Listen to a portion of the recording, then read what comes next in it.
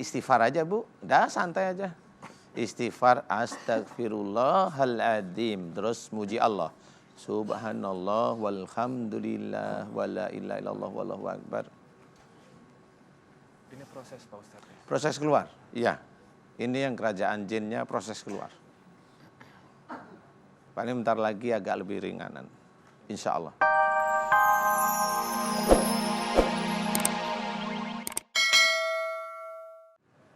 Hati yang kosong, yang paling baik adalah kita selalu mengingat Allah.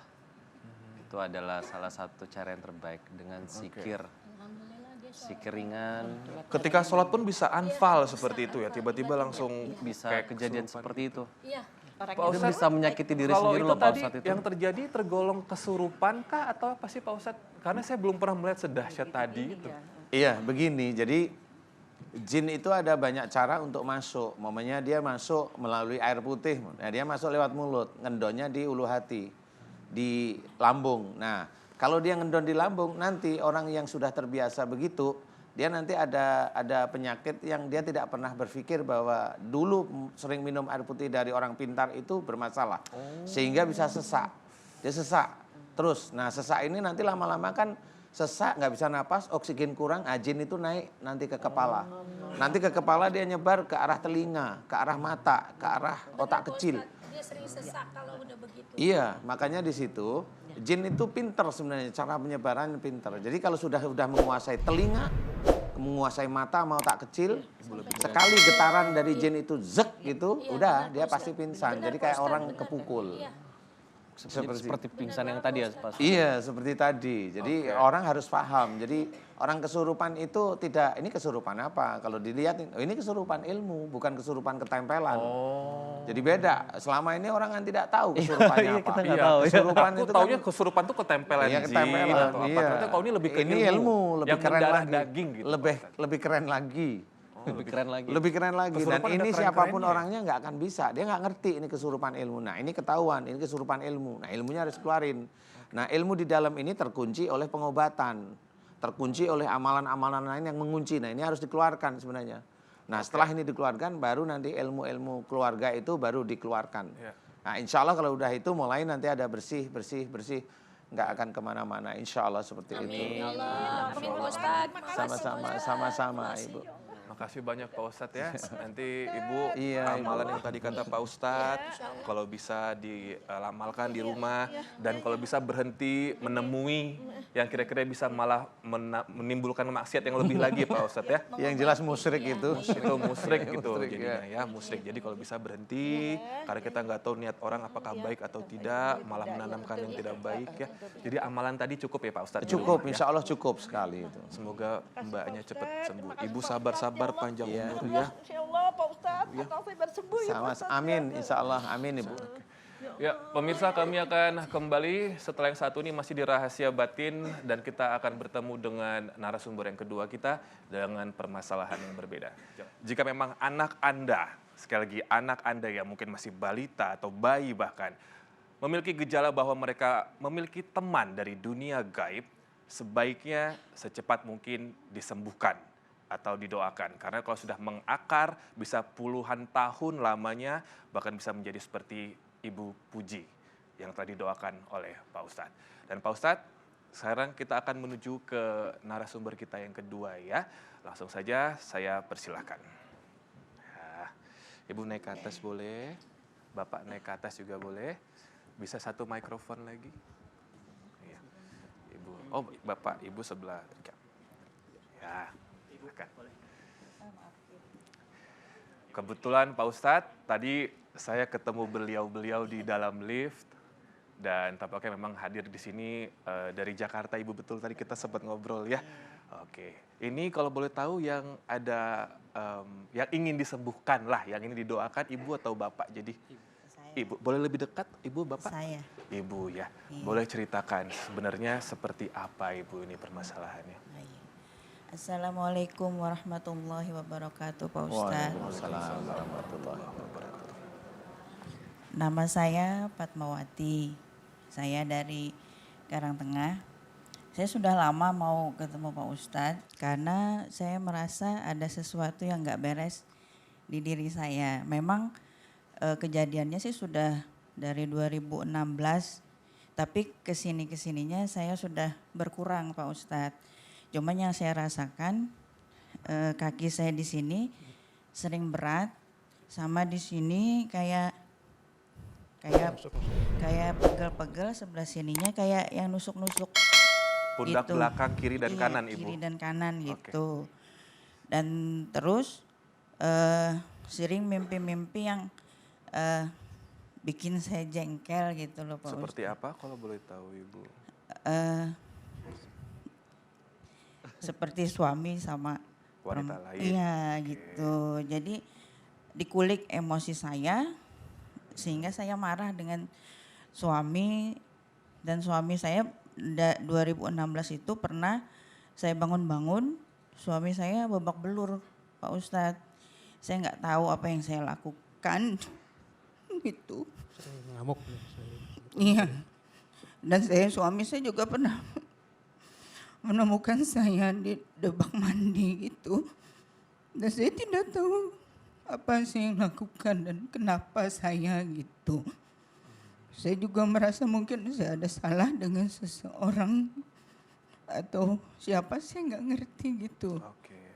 Iya, selama ini saya tidak berobat karena saya takut salah langkah. Betul. Jadi saya cuman ke saudara saya minta doain dong, saya bilang ke suami, ke anak-anak. Kebetulan anak saya yang nomor 2, dia bisa melihat itu.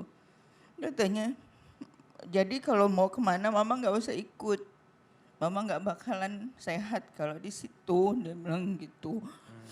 Dan terus saya melihat ibu tadi, badan saya kayak ditusuk-tusuk gitu Pak Ustadz. Jadi saya berdiri udah kayak mabok aja gitu. Lunglai gitu Ibu ya. Jadi Iya, gitu. Jadi saya mau tahu apa sih di diri saya gitu Pak Ustadz. Jadi banyak kejadian di rumah yang terjadi tidak hanya terhadap Di Ibu, rumah maupun di jalan. jalanan juga Ibu, Bapak juga banyak kejadian goib yang tiba-tiba Bapak babak belur, Iya, di Ibu jalan tiba-tiba ngamuk-ngamuk itu mukul.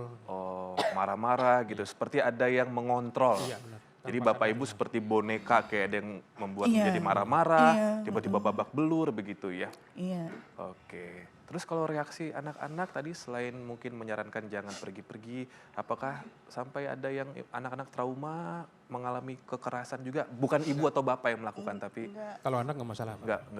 nggak kena ya? Enggak. Oke. Cuman saya sekalian di sini ya Pak Ustadz, anak saya yang nomor 1, minggu kemarin kan habis check up ke dokter. Memang 10 tahun yang lalu dia pernah, baru saya tahu kalau ada kelainan di ususnya. Dan 10 tahun yang kesininya dia berobat kemarin, minggu kemarin. Jadi katanya ada kista di ususnya sama di empedunya ada batu. Jadi untuk operasinya Januari nanti ini Pak Ustadz. Cuman dia takut, dia nggak mau, aku nggak mau mah katanya gitu. Terus saya sarankan aja, ya udah terapi Al-Fatihah aja deh, minta tolong ke Allah, saya bilang gitu. Ya udah, alhamdulillah pas dia kan tugas di Kalimantan, alhamdulillah 3 minggu ini udah Baikan. iya baikan gitu. Dan anak yang saya kedua dia ada pengentalan darah Pak Ustadz. Dia jadi kalau kecapean atau dingin dia ungu-ungu gitu loh Pak Ustadz badannya. Seperti ada memar ungu. Iya, kayak orang kebentur, cuman ngeri. Kalau kata orang cubitan setan gitu Ibu ya? Iya, tapi banyak. Banyak. Mas Robi, iya banyak banget. Nah itu sudah diobatin, udah alhamdulillah selesai. Cuman yang kesininya yang dia sering rasakan pusing sebelah. Migrain. Itu Pak Ustadz, iya kayak migrain gitu. Tadi kalau nggak salah Mas Robi dengar Ibu sempat menyampaikan saya nggak tahu ada salah apa gitu ya sama Iya. orang. Emang apakah punya pikiran kalau ada orang yang memang sengaja mengirimkan Bapak Ibu? Mungkin nantinya mungkin orang-orang lain gitu yang nggak. Kenapa Ya jadi kira-kira? seujon gitu jadinya gitu. Kenapa ada praduga kok kayaknya kiriman orangnya? Apakah memang pernah ada perselisihan kah dengan tetangga atau? Enggak, jadi kemarin ini Mas Robi kita ada 5 tahun inilah usaha kita benar-benar jatuh dan kita habis gitu. Dan kita mau menagih utang ke orang rekan bisnis ini. Jadi saya karena sudah 3 tahun menunggu tidak ada kepastian, saat suami saya menagih saya ikut. Dan di situ saya emosi gitu, saya nggak tahu apakah itu apa bukan gitu, saya nggak tahu. Tapi habis itu rumah tangga saya benar-benar Sering berantem. kacau balau gitu. Alhamdulillah saya mempunyai suami yang Sabar. sangat sabar, iya, Iya.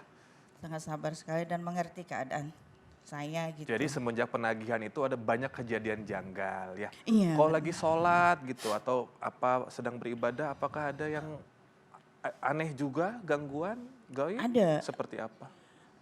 Itu kadang-kadang saya lupa udah rakaat berapa ini, bacaan kayak subhanallah wa bihamdihi itu subhanallah begitu doang, diulang lagi, saya bingung gitu jadinya. Tapi saya berdiri istighfar gitu, saya serahkan ke Allah deh, saya mau apa, saya bilang terserah Allah deh. Iya, saya pasrah aja gitu, karena saya tidak mempunyai daya upaya melawan hal seperti itu. Gitu. Sabar Ibu ya. Jadi saya serahkan aja Mas. Ya. Insya Allah Pak Ustadz bisa bantu hari ini Bapak Ibu ya. Tapi aku mau ke Andi dulu. Andi, ya, bagaimana nih melihatnya? Beliau sebenarnya ingin mendapatkan haknya, tapi semenjak melakukan ini seperti penagihan hutang, kok kayaknya gitu ya, beliau berdua merasa seperti dikerjain lah bahasa awamnya. Iya. Andi bagaimana komentar atau ada pertanyaan mungkin? Ya ini buat kita semua aja. Kalau misalnya kita berutang atau punya utang ya harus dibayar karena pasti akan memisahkan orang lain. Dan memang dalam Islam juga utang itu sangat dianjurkan sekali untuk segera dilunasi. Sesegera mungkin dilunasin. Kalau misalnya saya langsung menjudge orang yang teman ibu atau rekan bisnisnya, langsung saya menjudge, itu juga praduga tak bersalah. Saya tidak ingin melakukan itu semua. Mungkin ada baiknya kita lebih banyak mengintrospeksi diri. Iya. Mungkin banyak hal yang salah dalam diri kita, seperti itu. Mungkin seperti itu aja Mas Robi. Saya yakin dengan cerita Ibu, cerita Bapak, pasti Pak Ustadz sudah punya analisa atau mungkin juga apa yang mungkin Pak Ustadz telaah di sini. Silakan Pak Ustadz. Iya, kalau Allah mengizinkan saya tahu, satu sisi di dalam tubuh Ibu siapa namanya? Fatmawati, ada ilmu dari orang tua sebelum Ibu. Nah, ini biasanya cenderungnya kalau nggak sesak napas, sakit perut. Iya betul. Nah ini ilmu turunan itu bisa diketahui dari itu. Jadi kalau udah dokter umpamanya bilang, oh ini asma, gitu, itu saya langsung itu ada ilmu turunan. Oh ini asam lambung sering naik, itu ilmu turunan. Jadi langsung, insya Allah secara pasti itu ilmu turunan ada dalam tubuh. Nah kemudian kayaknya lapisan berikutnya yang di luar ini adalah kayaknya amalan-amalan Ibu. Jadi Ibu sering ngamalin, baca ini untuk ini, baca ini untuk ini. Betul ya Bu ya? Iya betul. Iya baca ini untuk ini. Umpamanya bacaan begini nih. Iya. Agar rezeki melimpah, baca ini. Iya. Kan dijawab iya. Betul Ibu ya. Oh umpamanya sakit biar sembuh, baca ini. Betul Bukan gitu ya? lillahi ta'ala gitu ya Pak Ustadz ya. Ketahuan. Jadi sebenarnya kenapa itu kok bisa ada lapisan? Kenapa itu bisa ketahuan? Karena dalam membaca firman Allah itu tidak ada unsur lillahi ta'alanya. Jadi kalau membaca Quran tidak ada unsur lillahi ta'alanya. Lillahi ta'ala itu tidak ada lain kecuali hanya untuk mencari ridha Allah. Nah rata-rata orang itu ngajari bahwa baca ini biar kaya, baca ini biar selamat, baca ini biar... Ini kan dunia, nggak ada akhiratnya sama sekali. Nah yang begini itu terbaca oleh jin sebenarnya. Nah akhirnya pada waktu dia sudah niat mau baca itu untuk kaya, jin itu masuk. Gitu, apa aja. Dia baca ini untuk selamat, jin itu masuk. Sebenarnya yang menyelamatkan kita itu adalah Allah. Yang memberikan kita itu rezeki itu Allah. Yang mengatur kita rezeki Allah. Tapi kita diminta untuk ikhtiar. Jadi sebenarnya Allah sudah ngatur. Jadi nggak bisa kita itu menyuruh Allah memberikan rezeki kita itu lebih banyak daripada orang lain. Itu nggak bisa seperti itu. Nah kesalahan itulah yang menumpuk akhirnya. Udah, lapisan berikutnya yang luar adalah dari bacaan tersebut mulai ada serangan dari luar. Nah, serangan dari luar ini memicu bacaan ibu sama ilmu dari dalam itu goyang istilahnya. Nah, goyang inilah yang menjadikan ibu Fatmawati ini seperti kesurupan, seperti itu. Kemudian ada lagi satu lagi yang pasti ikut adalah kerajaan jin itu juga mulai masuk, nempel, dan dia akan nyusup pelan-pelan yang di punggungnya ibu, kadang di tengkuknya ibu yang sering berat, kadang di kepala, jadi kayak jalan, kemudian loh kok berat kok di kepala sampai tengkuk sampai punggung. Nah, itu kerjaan kerajaan jin. Ya Allah, Bu. Ya, karena dia tertarik dengan sudah ada pergumulan di antara ilmu dalam tubuh ibu karena orang tua dulu yang ibu nggak tahu, ada amalan-amalan yang salah sama aja, kemudian ada santet, ini pasti bergumul. Nah, ini kerajaan jin itu dia mau nyusup nanti. Nyusup itu nanti masuk ke telinga, masuk ke mulut, seperti itu. Jadi kalau sudah seperti itu, biasanya nanti lama-kelamaan ya nggak kuat, pasti goyang. Karena kerajaan jin itu lebih pinter dia. Oke. Berarti Pak Ustadz, selain dari amalan yang tadi sempat disalahgunakan, memang ada kiriman dari... Bukan disalahgunakan sebenarnya, jadi salah niat aja. Niatnya ya, iya, Pak Ustadz. Benar. Tapi juga plus ada kiriman. Iya, ada. Berarti ada. Tapi kita tidak perlu mencari kiriman itu dari mana, nggak usah lah. Ya. Ya oke, karena Ibu sama Bapak hadir di sini, itu kan minta didoakan sama Pak Ustadz ya. Iya, benar, Nanti setelah yang satu ini kita akan minta pos untuk doain Ibu sama Bapak ya. Iya. Biar lebih sehat lagi, biar gak Amin, banyak amin. godaan lagi. Soalnya udah meliputi kerajaan jin di sini Bu ya. Amin, amin. Pemirsa, jangankan ilmu hitam seperti pesugihan, bahkan doa-doa demi kekayaan pun bisa mengundang kerajaan jin merasuki tubuh kita. Kali ini Pak Ustadz akan mencoba untuk mendoakan Ibu Fatmawati agar bisa terlepas dari cengkraman jin-jin yang mengganggu Ibu, bahkan bisa melukai Bapak karena Ibu tidak sadar ya. Untuk itu Pak Ustadz, Robi persilakan. Iya. Alhamdulillah. Saya bantu doa Ibu Fatmawati. Mohon mengaminkan doa saya ya. Ibu berkenan? Amin. Ibu berkenan ya. Iya, Pak Ustadz. Ya, mohon nanti Bapak juga Bapak juga ikut ngaminin ya. Mari aminkan doa saya Ibu. Mudah-mudahan doa kita dikabulkan Allah. Amin. Amin ya Rabbal Alamin. Alhamdulillah. La haula wala quwata illa billah. Apa sekarang rasanya apa? Coba mikrofonku. Iya. Nggak apa-apa, ini proses keluar aja nggak apa-apa. Iya, Ustadz. Apa rasanya Ibu? Itu yang dari kerajaan jin itu proses keluar. Sakit bagian mana yang sakit? Istighfar aja Bu, udah santai aja. Istighfar astagfirullahaladzim. Terus muji Allah. Subhanallah walhamdulillah wala ilaha illallah wallahu akbar. Ini proses Pak Ustadz. Proses keluar, iya. Ini yang kerajaan jinnya proses keluar. Paling bentar lagi agak lebih ringanan, insya Allah. Jadi Pak Ustadz mengkonfirmasi sakit fisiknya Ibu betul-betul dari Iya. amalan yang pernah dilakukan dulu Iya. sama kiriman tadi Pak Ustadz. Iya. Iya insya Allah, jadi ada beberapa kelompok jin yang memang berbeda. Jadi memang harus tahu sehingga enak. Lebih enakan kepalanya Bu? Lebih ringanan? Alhamdulillahirabbil alamin. Ya. Selamat berkenalan di kerajaan jin ya Bu. Jauh-jauh Bu, pakai sepatunya. Jadinya saya Ibu pakai sepatu. apa yang harus saya baca, yang sering saya baca itu mesti saya baca lagi. Oke, saya akan kasih tahu. Ibu, bagaimanapun juga kita orang Islam itu kadang-kadang tidak tahu. Bahkan ada orang yang kita anggap dia lebih tahu malah menjerumuskan karena dia juga tidak tahu. Saya malah memberikan kabar pada ibu lebih baik dalam membaca Quran, bacalah dari Fatihah, Al-Baqarah, Ali Imran, Nisa sampai Nas, itu satu niatnya lillahi ta'ala. Jadi jangan umpamanya ibu tergiur, ingin kaya, baca ini, ingin anaknya rukun, baca ini, ingin hujan, baca ingin itu semuanya duniawi dan itu akan dipertanggungjawabkan nanti di akhirat. Makanya di sini ketahuan bacaan itu sekalian saya keluarkan, Ibu insya Allah kayaknya badannya lebih enakan. Amin, amin. Saya tidak tahu, benar enakan nggak sih? Enakan. Enakan ya? Iya, ha. Alhamdulillah. Tadi pedis banget. Oh sabarlah Bu. Ya namanya juga berkenalan dengan kerajaan jin, berkenalan dengan sihir, telur santet, ya begitu. Padahal nggak maksud berkenalan Pak Ustadz. Oh gitu. Memancing tapi Pak Ustadz ya. Kenapa? Memancing ya Pak Ustadz ya. Iya. Jadi lebih mudah masuk itu ilmu Lebih mudah hitamnya. masuk, karena memang mereka kerajaan jin itu tergiur kalau sudah ada pertempuran di dalam tubuh orang itu tergiur dia akan masuk. Dan yang di dalam tubuh ibu ini lucunya ya ilmu dari keluarganya yang ibu tidak tahu, ilmu keluarganya itu memang nakal dia.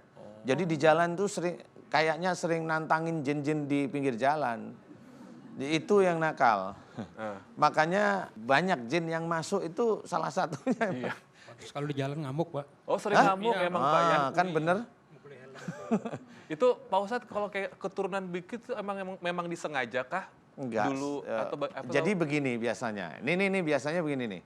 Jadi pada waktu dulu kali ibu punya entah ayah ibunya, entah kakek neneknya atau uyut-uyutnya. Dari Datu. Dari siapa? Datu. Jadi Dengerin dulu, ilmu dengerin itu biasanya diturunkan kalau dulu nih si yang punya empunya ilmu nih dia sudah kayak niat aku akan melindungi anak cucuku. Nah sudah anak cucunya nggak tahu apa-apa ya udah kemasukan aja. Gitu. Nah inilah yang harus kita ketahui. Kita seorang muslim harus paham. Dan inilah yang memang kita harus belajar bahwa gaib itu memang ada. Dan kita harus ngerti kepada siapa kita harus belajar. Jadi jangan sampai kita itu dikerjain atau kita ditololkan oleh orang pintar. Gitu, sehingga malah kita salah. Kalau seperti ini lebih enak kelihatan. Oh yang ini diizinkan oleh Allah Ta'ala, diizinkan oleh Allah Ta'ala tahu. Oh isinya ini. Doanya seperti ini. Seperti itu aja doanya. Makasih Pak Ustadz, makasih. Tapi aku pribadi pengen nanya Pak Ustadz, Andi sama Bapak sama Ibu. Dari semua kerugian yang kemarin sudah terjadi, dari orang yang sudah mencelakai Bapak sama Ibu, Ibu sudah memaafkan belum? Jauh hari sudah. Sudah, Ibu sudah ikhlas? Sudah pas kita sudah berjuang, sudah titiknya sudah penat segala-galanya. Situ kita berdua sama anak-anak juga sudah kita ikhlasin. Ikhlas, ya. Walaupun kita kekurangan, ya sudah kita kelola yang kurang ini menjadi lebih gitu. Itu akan menjadi amal soleh dan nanti di akhirat itu ibu akan memetik hasilnya. Ikhlaskan semuanya karena Allah Ta'ala. Karena memang itu ada dalam Quran. Jika seseorang itu tidak mampu membayar hutangnya, ikhlaskan semuanya karena Allah Ta'ala, itu nanti akan menjadi amal soleh di dunia. Amin. Ya Dan Allah, akan amin. menjadi pahala nanti di akhirat ibu, nggak usah khawatir. Amin ya Rabbal Ya, Amin, Alamin. ya Allah. Iya, Pak Oke, Ustadz. nah ini terakhir nih aku tahu sih yang mencelakai Bapak, bikin Bapak babak belur itu bukan Ibu, tapi sesuatu yang merasuki Ibu. Tapi aku pengen mumpung Ibu sekarang sadar, Ibu minta maaf sama pemimpin keluarga. Coba minta maaf sama Bapak, sudah Pegang celakai tangan kanan Bapak, Pegang kemudian tangan minta kanan Bapak, maaf. terus Ayo cium Ibu. suami. Mudah-mudahan dengan saksi saya, mudah-mudahan lebih afdol kali iya. Dimaafkan gitu Pak Iya. Ustadz ya. Yuk, maaf. Bilang, Bapak, jika aku sejak ini sering marah, itu nanti. Begitu kata-katanya. Abah, maafkan Mama ya. Kalau selama ini tanpa sadar ataupun sadar sudah menyakiti. Betul. Terus. Mama minta maaf dan kerinduan Abah memaafkan Mama. Sudah dimaafkan dari dulu. Nah. Amin ya rabbal alamin. Amin ya Allah, amin. Amin. Dah lega ya sekarang ya. Jadi secara batin, secara fisik udah sembuh kan insya Allah ya. Amin ya. Bapak juga udah maafin Ibu kan? Sudah ya, sudah lama memaafkan ya. Melawan juga kita kalau dia apa-apain.